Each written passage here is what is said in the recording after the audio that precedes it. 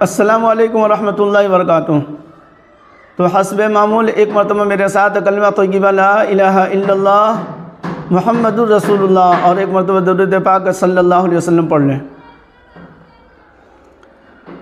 आज जिस उन्वान को जिस मौजू को लेकर आपके सामने हाजिर हुआ हूँ वो मरीज़ और बीमार आदमी की मिजाज पुरसी करना, किसी बीमार आदमी की इयादत करना, किसी बीमार आदमी को देखने के लिए जाना, ये तीनों लफ्ज़ एक ही है। लिहाजा अपना हो या पराया हो, बल्कि हदीस में अल्लाह के रसूल सल्लल्लाहु अलैहि वसल्लम ने फरमाया कि एक मुसलमान के ऊपर दूसरे मुसलमान के बहुत सारे हुकूक़ है। उसमें से हक़ ये है कि जब कोई बीमार पड़ जाए तो उसकी इयादत की जाए। मुसलमान तो मुसलमान बल्कि गैर ईमान वाला भी हो तो उसकी भी इयादत करना अल्लाह के नबी सल्लल्लाहु अलैहि वसल्लम से साबित है।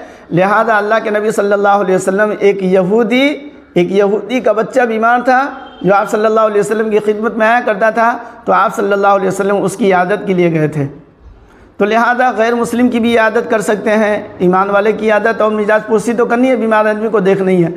लेकिन बीमार आदमी को देखने के लिए लोग जाते हैं, मिजाज पुरसी करने के लिए जाते हैं और उनके हाल अहवाल के लिए, उनकी कैफियत के लिए जाते हैं, तो उसमें जो है हमें क्या मिलता है, उस पर हमें क्या मिलता है। तो अल्लाह के रसूल सल्लल्लाहु अलैहि वसल्लम की दो हदीस यहाँ पर जिक्र करूँगा।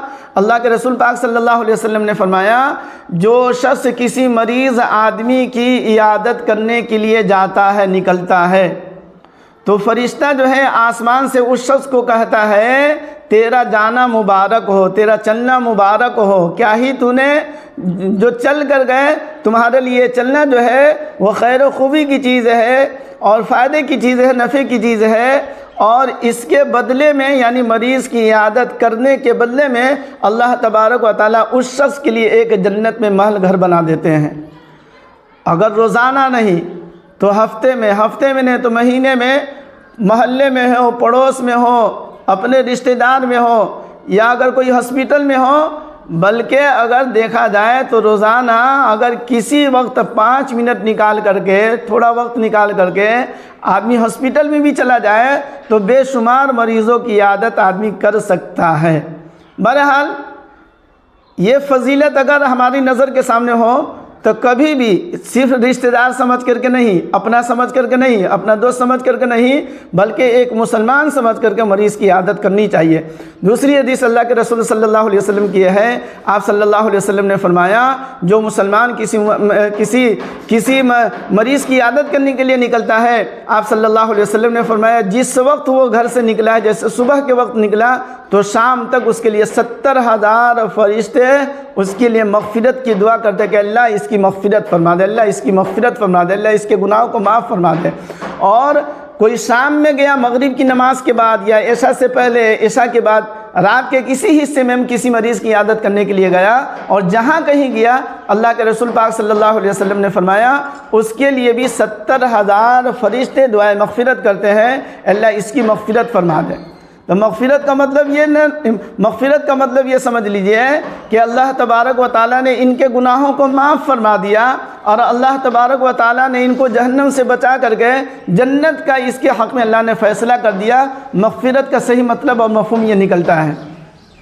लिहाजा सुन्नत समझ करके, अल्लाह के रसूल सल्लल्लाहु अलैहि वसल्लम की सुन्नत समझ करके, मरीज़ का हमारे ऊपर जो हक़ है, हक़ समझ करके मरीज़ की इयादत किया कीजिए। और जितना ज़्यादा से ज़्यादा हो सके आप इस वीडियो को दूसरों को भी बताएं ताकि मरीज़ की इयादत जो है रस्मन लोग ना करें।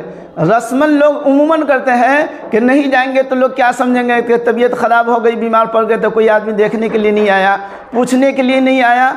तो रिश्ता को बरकरार रखना है, रिश्ता को बचाना है, अपनी इज़्ज़त को बचाना है, ये आपका मकसद होता है। ये मकसद आप हरगिज़ नहीं होनी चाहिए, बल्कि अल्लाह और उसके रसूल के फरमान, अल्लाह और उसके रसूल का फरमान है।